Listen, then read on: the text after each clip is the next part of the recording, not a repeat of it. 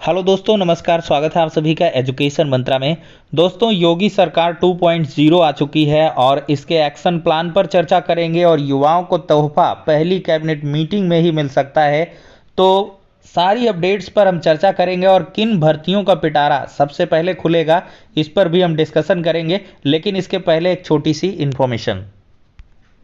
जैसा कि आप सभी को पता है, किसी भी प्रतियोगी परीक्षा में सफलता प्राप्त करने के लिए सामान्य हिंदी का रोल काफ़ी इंपॉर्टेंट होता है।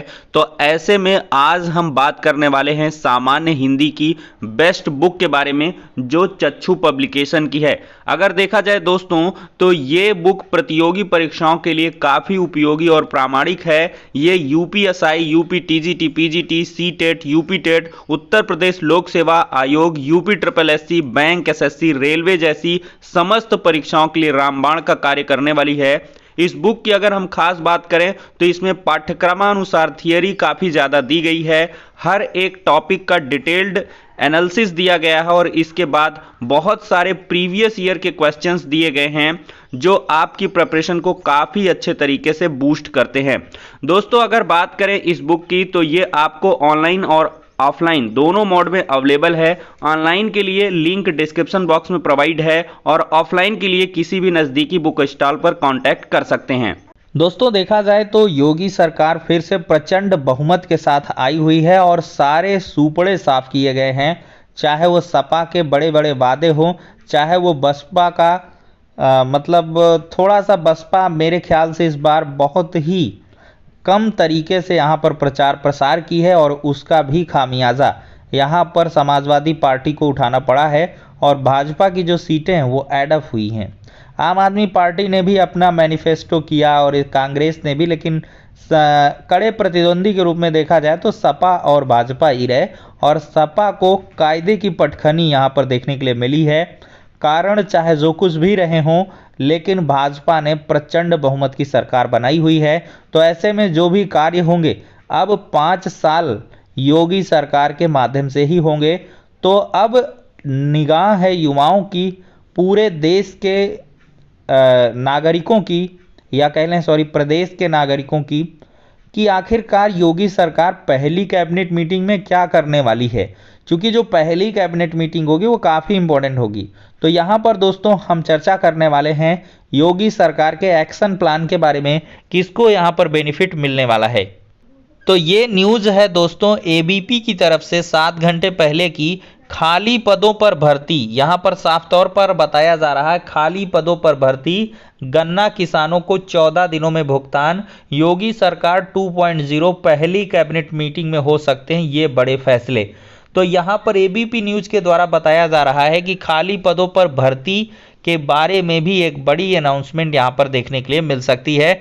डिटेल तरीके से आपको हम खबर दिखाएंगे कि योगी सरकार 2.0 की पहली कैबिनेट मीटिंग में आज गन्ना किसानों को 14 दिन में भुगतान करने और समय ज़्यादा होने पर ब्याज सहित भुगतान करने का फैसला लिया जा सकता है। शानदार विजय के बाद योगी सरकार पार्ट 2 की पहली कैबिनेट मीटिंग में ही यहाँ पर बताया जा रहा है संकल्प पत्र में शामिल वादों पर अमल करने की तैयारी होगी। शासन ने तुरंत अमल करने वाले कामों की सूची बनाई है। किसानों के छुट्टा पशुओं की समस्या पर शासन नए गो संरक्षण केंद्र खोलने और काऊ सफारी जैसे विकल्पों पर विचार कर रहा है। गन्ना किसानों को 14 दिन में भुगतान करने और समय ज़्यादा होने पर ब्याज सहित भुगतान करने का फैसला लिया जा सकता है। अगर देखा जाए तो अब इम्पोर्टेंट बात है युवाओं के लिए कि नई भर्तियों में खाली पड़े पदों पर भर्तियों को लेकर भी पहली कैबिनेट मीटिंग में फैसला लिया जा सकता है। इसके साथ ही शासन स्तर पर इसको लेकर मंथन चल रहा है। इसके अलावा संकल्प पत्र में शामिल होली पर मुफ्त सिलेंडर देने के वायदे को पूरा करने में सरकार जुट गई है। यूपी में लगभग 1 करोड़ उज्ज्वला योजना के लाभार्थी हैं और इस योजना पर लगभग 1000 करोड़ का यहाँ पर खर्चा आने वाला है। तो यहाँ पर पार्टी कार्यकर्ताओं के साथ योगी की बैठक। देखिए, यूपी विधानसभा 2022 के नतीजों में भाजपा गठबंधन को 2/3 से ज़्यादा सीटें मिली हैं और इसके साथ ही राज्य में पूरे 37 साल बाद किसी सीएम की अगुवाई में दोबारा सरकार लौटी है। वहीं दूसरी तरफ सीएम योगी का पहला कार्यकाल समाप्त हो गया है और उन्होंने औपचारिक तौर पर लखनऊ के राजभवन में राज्यपाल आनंदीबेन पटेल को अपना इस्तीफा सौंप दिया है। शुक्रवार को इस्तीफा सौंपने से पहले सीएम ने ट्वीट के माध्यम से सभी निर्वाचित विधानसभा सदस्यों को बधाई दी और लखनऊ में बैठक भी हुई। तो यहाँ पे इम्पोर्टेंट पॉइंट है कि लखनऊ में बैठक हुई है और 2022 विधानसभा चुनाव जीतने के बाद यह योगी और सभी कैबिनेट मेंबर की पहली बैठक थी। मिली जानकारी के अनुसार इस बैठक में उप मुख्यमंत्री दिनेश शर्मा, कैबिनेट मंत्री ब्रजेश पाठक, मंत्री लालजी टंडन और मंत्री अनिल राजभर मौजूद रहे। माना जा रहा है कि बैठक में कई महत्वपूर्ण फैसले लिए जा सकते हैं और 273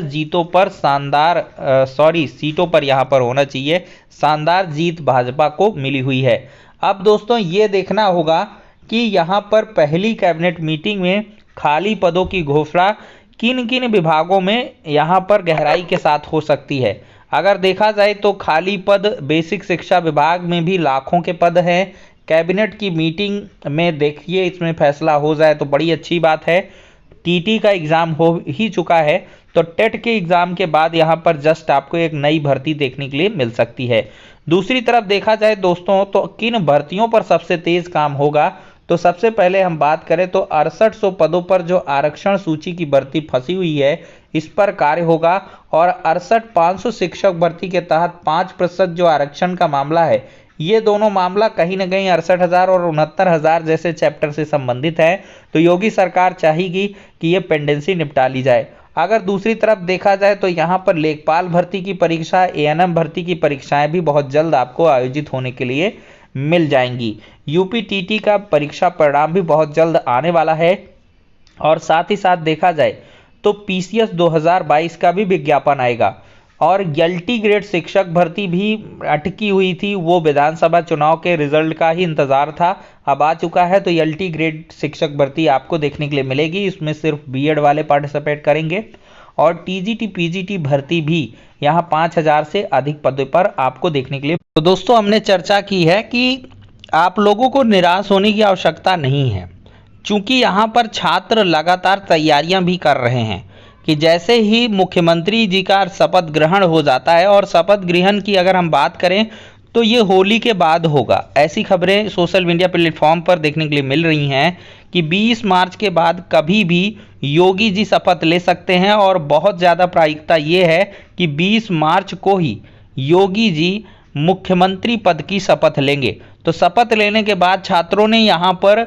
ये मन बनाया हुआ है कि फिर से भर्तियों का जो आंदोलन है वो तेज किया जाएगा और सबसे बड़ा और पहला आंदोलन शिक्षक भर्तियों का देखने के लिए मिलेगा, क्योंकि 97,000 शिक्षक भर्ती की मांग युवा लगातार कर रहे थे और ऐन वक्त पर 17,000 पदों पर विज्ञापन की भी बात योगी सरकार ने कह दी थी, लेकिन अभ्यर्थी ज़्यादा पदों पर भर्तियां चाहते थे और सरकार चुनाव के पहले भर्तियां नहीं दे पाई। अब चुनाव हो चुके हैं और भाजपा को प्रचंड जीत भी मिली हुई है, तो इससे ये अंदाज लगाए जा सकते हैं कि युवाओं की बात मानी जा सकती है। और सबसे बड़ा अगर बिंदु है तो लोकसभा चुनाव 2024 के हैं और वो नज़दीक हैं, क्योंकि 22-23 में काम करेंगे तभी तो 24 में फिर से पूरे देश में यहाँ पर उनका वर्चस्व बनेगा, वर्चस्व कायम होगा और वो सबसे बड़ी सीट है, दिल्ली की कुर्सी है। तो ऐसे में कार्य तेज होंगे, ये तो एकदम से फिक्स है। तो फिलहाल के लिए दोस्तों इस वीडियो में इतना ही, नेक्स्ट में मिलते हैं।